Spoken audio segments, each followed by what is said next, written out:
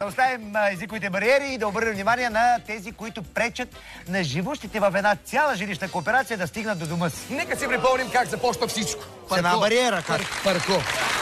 Здравейте, скъпи приятели, гостът ми е Велков. Намирам се в Пловдивски район Южен. Жителите от този квартал ни потърсиха, за да ни сигнализират за две нередности. Първата е ето тази бариера, която е поставена преди няколко седмици тук и препречва пътя им към техните домове.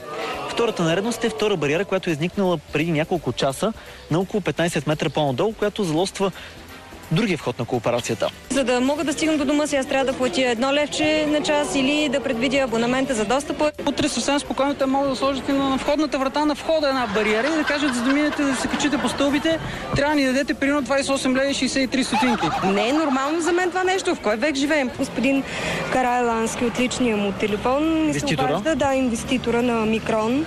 Ми се обади и ми каза да помолям съпруга ми да не си използва пагоните за лични средства, защото може да се сипи семейството. Ще съдействаме на хората с всички възможни средства от наша страна. Скъпи приятели, намираме се в офиса на фирмата Строител. До мен е адвокат Милен Русинов. Адвокат Русинов, защо се налага да бъдат поставени тези две бариери пред комплекс Южен Полъх и да се събират такси от живущите там, за да паркират колите си? Тази бариера огражда и гарантира ползването на имот частна собственост по предназначението му, какъвто са избрали собствениците, а именно паркинг. Държа да отбележа, че поземленият имот не е включен в територията на изградената кооперация. Много е странно да се твърди, че за ползването на жилище ти трябва кола. Законодател такова разрешение не дава. Ако иска да ползва жилището си с друго транспортно средство, влак, гара ли трябва да му осигурим, хеликоптер, летище ли да направим? Значи според вас всичко е законно и бариерата си е правилно и законосъобразно. Да. Вие пред блока си имате ли бариера? Аз живея в Тракия, там такива проблеми нямаме. Някои хората твърдят пред нашия екип, че са били заплашвани по една или друга причина. Смятате ли, че това е нормален диалог с хората там? Това е просто невъзможно и е далече най-малкото, което от нашия морал.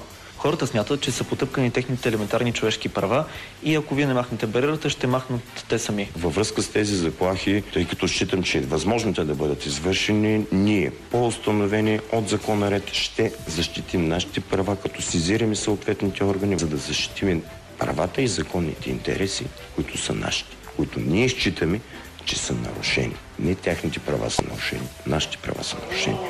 Доволни ли сте това, което казват те? Естествено, че не.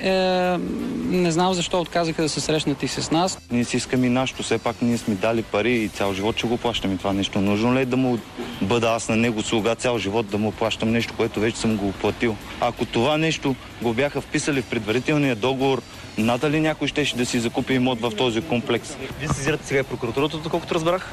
Да, ще я сезираме. Скъпи приятели, прокуратурата ще бъде сезирана в следващите дни. Ние ще изчакаме да видим каква е проверката на обвинителите и ще проследим темата до край, докато проблема не бъде решен. За господарен ефир от град Пловдив, гостът ми е Велков. Рачко, представяш ли си да плащаш по 1 левче всеки път, когато се наложи да качиш детската количка в колата си или когато се връщаш от пазар, да речем, че много ходиш на пазара, ма? И си ходиш пеш, бе, господин Василев, пеш. Или може да си хванеш влака, ако случайно построят гара пред входа. Ето, това е много добре. Целувай ръка. Скъпи приятели, ще ни бъде много интересно какво ще покаже проверката на прокуратурата, разбираш ли? Защото това може да се случи на всеки един от нас.